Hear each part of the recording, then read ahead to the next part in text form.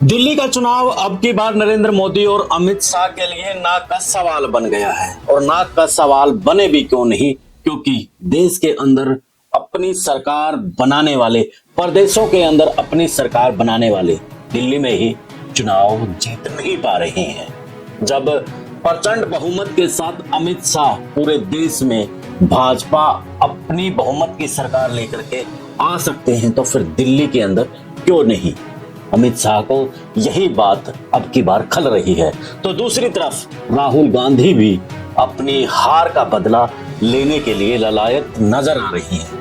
आम आदमी पार्टी के कारण से जहां गुजरात, छत्तीसगढ़ और गोवा, यानी कि गोवा के अंदर और गुजरात के अंदर सरकार आते आते बीजेपी वहां से चुनाव जीत गई और कांग्रेस के हाथ खाली रह गए, और उसके लिए आम आदमी पार्टी जिम्मेवार मान रही है। तो अब की बार अरविंद केजरीवाल की भी एक तरफ आग का कुआं तो दूसरी तरफ पानी की तेज धार, कैसे निपटेंगे दोनों से, इसी पर चर्चा करेंगे। चर्चा से पहले आप भी चैनल को फॉलो, शेयर और सब्सक्राइब भी कर लें और कमेंट करना भी ना भूलें कि क्या लगता है दिल्ली के चुनाव में अब की बार अरविंद केजरीवाल चुनाव जीत जाएंगे, कितनी सीटें जीतेंगे, 50, 60, 70?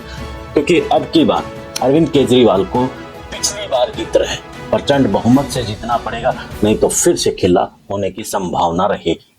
तो कमेंट करना ना भूलिएगा। बढ़ते हैं आगे।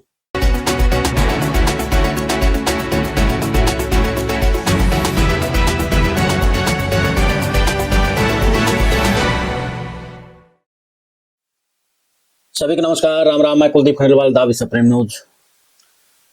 दिल्ली के चुनाव में पूरे देश की टकटकी यानी कि नजरें गड़ाए बैठे हैं कि आखिरकार भाजपा क्या खेल खेलेगी वहां पर कि वो चुनाव जीत जाए। तो दूसरी तरफ अरविंद केजरीवाल की तरफ भी निगाहें हैं कि अरविंद केजरीवाल अब फिर करिश्मा दिखाएंगे, जैसे 2020 के चुनाव में उन्होंने करिश्मा दिखाया था और प्रचंड बहुमत के साथ में वो सत्ता में फिर से लौटे थे। अरविंद केजरीवाल के लिए अब की बार एक तरफ कुआं की आग तो दूसरी तरफ बहता पानी की दरिया, यानी कि दोनों को पार करना उसके लिए बड़ा चुनौती का कारण बन गया है। और अब की बार अरविंद केजरीवाल की पार्टी कहीं ना कहीं पिछली जो चुनाव जीते थे उस वक्त मजबूत स्थिति में थे, लेकिन अब की बार पार्टी भी कहीं ना कहीं कमजोर स्थिति में हुई है। जहां भ्रष्टाचार के आरोप में अरविंद केजरीवाल और उसके साथी जेल में गए हैं, तो उसको लेकर के दिल्ली में अब की बार थोड़ा फर्क तो जरूर पड़ा है,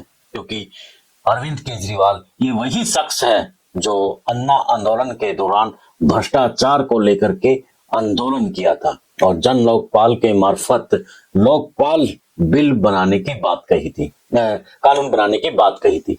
लेकिन बाद में सत्ता का सुख भोगने के बाद उन्हें भ्रष्टाचार याद आया ना लोकपाल याद आया। इस बात को जो नीचे का वोट बैंक है, यानी कि जिसे फ्री की बिजली, फ्री का पानी और इस तरह की तमाम सुविधाओं की जरूरत पड़ती है, अगर उनके ऊपर इस भ्रष्टाचार का असर कम पड़ेगा, क्योंकि उन्हें भ्रष्टाचार से कोई मतलब नहीं है।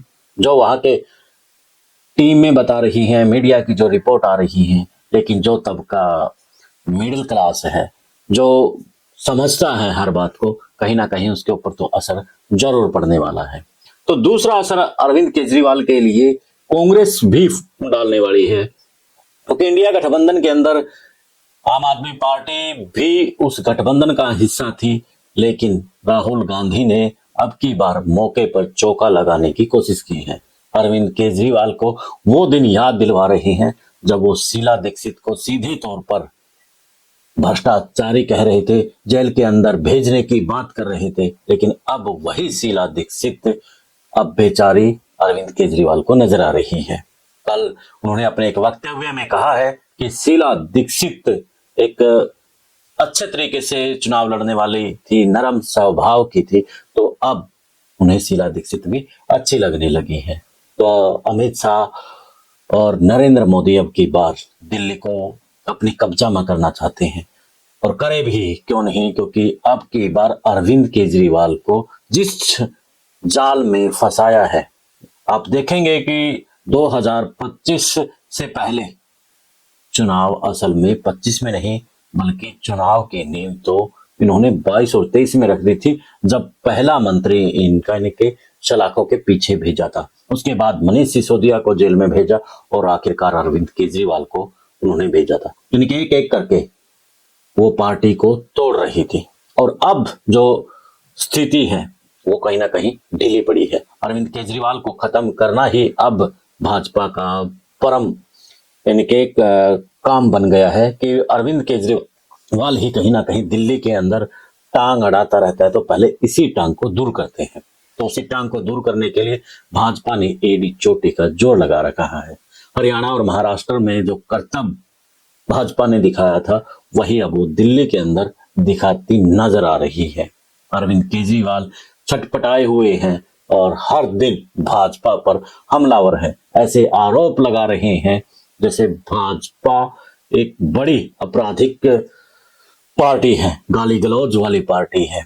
तो उन्हीं मुद्दों को लेकर के अरविंद केजरीवाल चुनावी मैदान में हैं। साथ में अपने कामों को लेकर के अरविंद केजरीवाल बता रहे हैं कि आम आदमी पार्टी बिजली, पानी, चिकित्सा के मुद्दे पर आई थी और वो उन्होंने किया है, कुछ काम बाकी है तो आगे हम करेंगे। तो राहुल गांधी जहां गुजरात का और आम आदमी पार्टी ने जो वहां पर वोट को काटा था गुजरात में, सरकार आते आते फिर कहीं ना कहीं बीजेपी की आ गई थी। ऐसा ही गोवा में भी हुआ था और पंजाब भी उन्होंने झटक लिया था।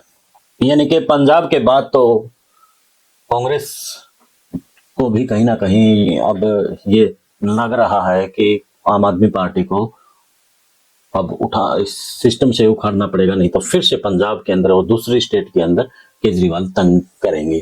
28 दिसंबर 2013 को बनी आम आदमी पार्टी अब दिल्ली से शुरुआत होकर के पंजाब में और पूरे देश के अंदर चुनाव लड़ती नजर आई और दिल्ली के अलावा पंजाब में भी अपनी सरकार बनाई और दूसरे प्रदेशों में भी अपना खाता खोलने में कामयाब रही है।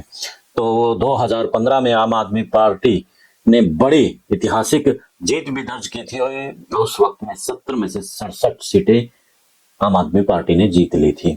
तो इसी प्रकार से 2020 के चुनाव में भी 62 सीटें जीतने में कामयाब रही थी।